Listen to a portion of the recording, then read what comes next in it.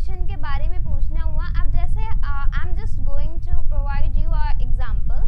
जैसे जब आप क्लास में पढ़ते हैं, जैसे जब आप स्कूल्स में पढ़ते हैं और अगर आपको क्लास में इंटर करना होता है तो आप अपने टीचर से क्या बोलते हैं? ऐसा तो बोलते नहीं ना कि can I come in, okay. आप ये तो बोलते हैं ना मे I come in sir, okay, या फिर मे आई कम इन मैम। तो वहाँ पे हम किसका यूज़ करते हैं? मे का। तो आप इससे समझ सकते हैं कि हमारा मे क्या है? फॉर्मल वे है, ओके। इसे हम अपने बड़ों के लिए ही यूज़ करते हैं स्पेशली, ओके। तो सबसे पहले हम देखते हैं यहाँ पे हमारा जो हमारा फॉर्मल परमिशन है, इस तरह के सेंटेंस को बनाते किस तरह से हैं। यहाँ पे आपको जैसे कि स्ट्रक्चर दिख रहा होगा। तो इस तरह के सेंटेंस को अगर हमें बनाना हुआ कि क्या मैं अंदर आ सकता हूँ, क्या मैं बैठ सकता हूँ, क्या मैं यहाँ बैठ सकता हूँ, क्या मैं आपका फ़ोन ले सकता हूँ, ओके। तो जब भी हम इस तरह की बातें करेंगे तो वहाँ पे हम ये स्ट्रक्चर यूज़ करेंगे। सबसे पहले आपको यूज़ क्या करना है? At first you have to use here may, and after that you have to use here subject and the first form of verb and then object, okay। बहुत ही सिंपल सा structure है, ओके। इजीली आप इसको समझ सकते हैं कि सबसे पहले आप जितने भी सेंटेंस इससे रिलेटेड क्रिएट करेंगे, जितने भी सेंटेंस आप इससे बोलेंगे, सब में सबसे पहले क्या यूज़ करना है? आपको मे का यूज़ करना है, ओके। सबसे पहले आप क्या बोलेंगे? मे। फिर उसके बाद आप यहाँ पे यूज़ करेंगे सब्जेक्ट, जो भी आपका सब्जेक्ट होगा, ओके। सब्जेक्ट जैसे मैंने अपनी पिछली वीडियो में बताया था कि सब्जेक्ट एक्चुअल में होता क्या है। सब्जेक्ट मतलब होता है कर्ता, और कर्ता मतलब होता है जिस इंसान के बारे में बात हो रही हो, उसको हम बोलते हैं सब्जेक्ट, ठीक है। और उसके बाद आपको यूज़ करना है वर्ब की फर्स्ट फॉर्म। वर्ब भी मैंने बताया था कि वर्ब क्या होता है?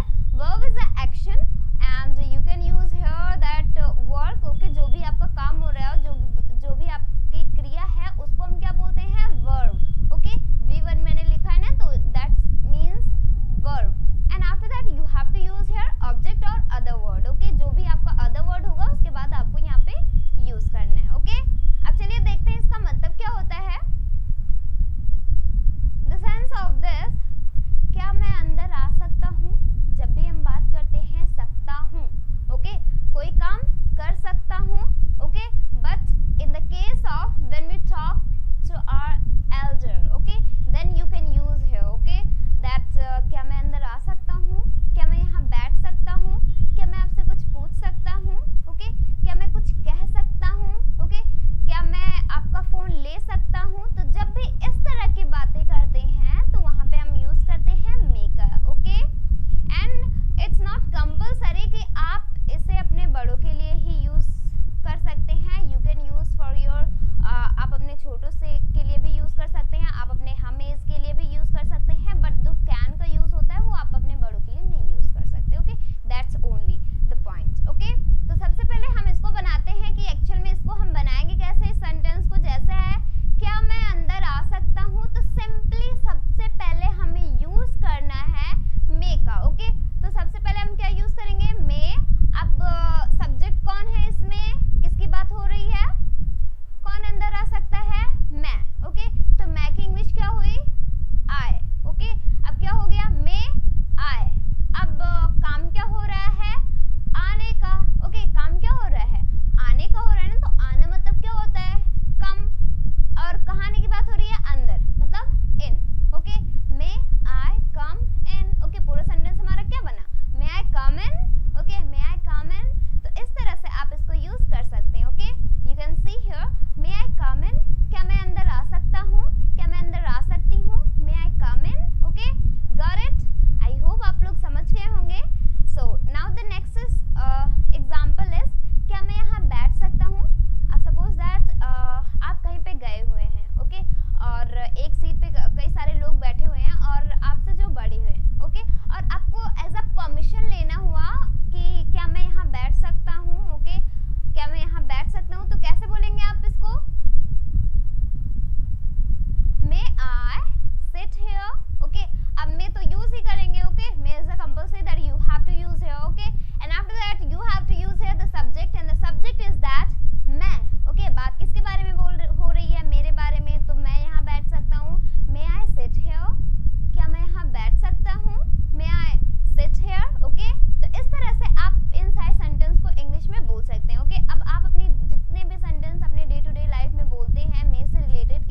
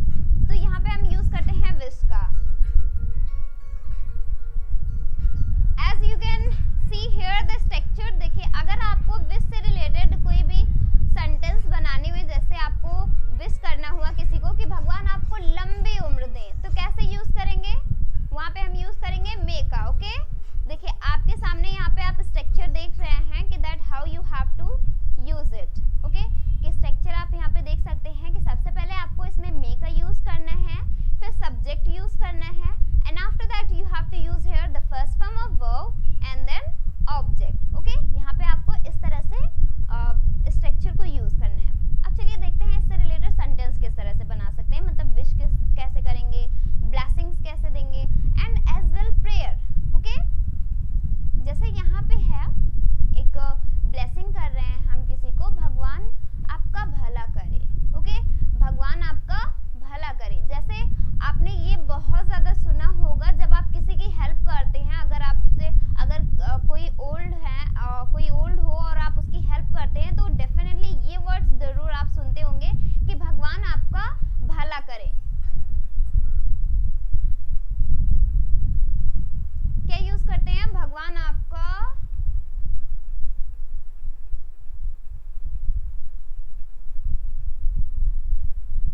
भला करे। जैसे कि अब यहाँ पे कैसे यूज करेंगे इसको, may God bless you. Okay, may God bless you, भगवान आपका भला करे, may God bless you. Okay, next example है, अब जैसे हम किसी के लिए विश कर रहे हैं कि तुम नर्क में जाओ। ओके, तो यहाँ पे हम कैसे यूज करेंगे इसको, may you go to hell, may you go to hell. Okay, तुम नर्क में जाओ। ओके, तो यहाँ पे हम इस तरह से इसको यूज कर सकते हैं। Okay, the next example is, अगला एग्जांपल है इसको और अच्छे से समझने के लिए कि विश और ब्लेसिंग एंड प्रेयर को हम किस तरह से यूज कर सकते हैं। There is some other examples. जैसे यहाँ पे हमारा अगला एग्जांपल है, भगवान आपको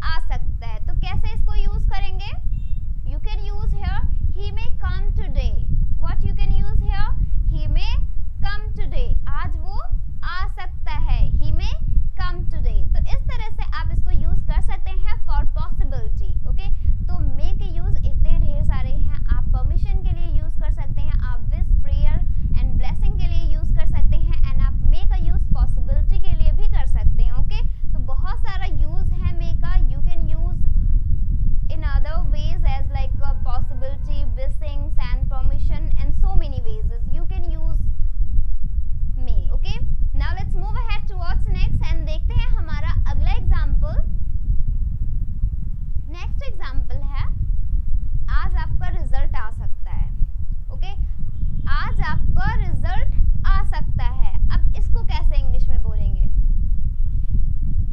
simply you have to use here your result may declare today, your result may declare today, मतलब आज आपका रिजल्ट आ सकता है। ओके, आज आपका रिजल्ट घोषित किया जा सकता है, तो वहां पे हम यूज इस तरह से इसको आप स्पीक कर सकते हैं। ओके, नेक्स्ट है, अगला एग्जांपल है कल छुट्टी हो सकती है। ओके, कल छुट्टी हो सकती है। ओके, तो कैसे इसको बोलेंगे? इसको आप स्पीक कर सकते हैं, it may holiday tomorrow, it may holiday tomorrow, कल छुट्टी हो सकती है, it may holiday tomorrow. Okay, कल छुट्टी हो सकती है। तो इस तरह से आप इन सारे सेंटेंस को क्रिएट करके इंग्लिश अपनी इम्प्रूव कर सकते हैं। Okay, now let's move ahead towards next. अगला हमारा एग्जांपल है वो है सर आज टेस्ट ले सकते हैं। ओके, एग्जांपल है सर आज टेस्ट ले सकते हैं या फिर आज सर टेस्ट ले सकते हैं। Okay, you can use both of ways. Okay, अब इसको कैसे स्पीक करेंगे? देखिए, sir may take test today. Okay, sir may take test today. अब सपोज दैट अगर आपके सर ने आपको सिलेबस खत्म कर दिया हो और अगर आपसे कहें कि मैं कभी भी टेस्ट ले सकता हूँ। Okay, and as you feel that कि हो सकता है कि आज सर टेस्ट ले सकते हैं, तो कैसे बोलेंगे आप इसको? आज सर टेस्ट ले सकते हैं या फिर सर आज टेस्ट ले सकते हैं, कैसे बोलेंगे? Sir may take test today. Okay, आज सर टेस्ट ले सकते हैं। ओके, नेक्स्ट है आज तूफान आ सकता है। ओके, मौसम को देखकर लोग अनुमान लगाते हैं ना कि आज बारिश हो सकती है, आज तूफान आ सकता है, तो इसको कैसे बोलेंगे इंग्लिश में? It's may storm today.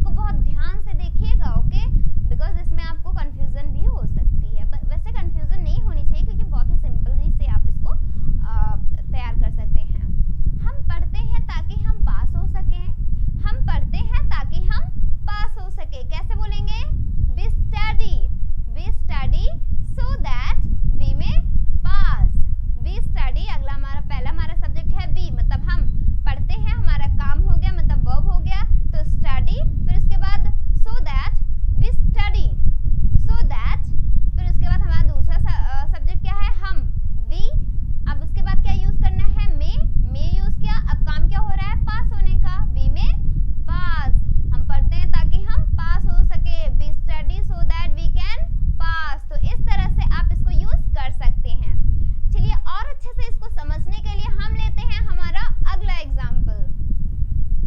Next example है, हम सुबह उठते हैं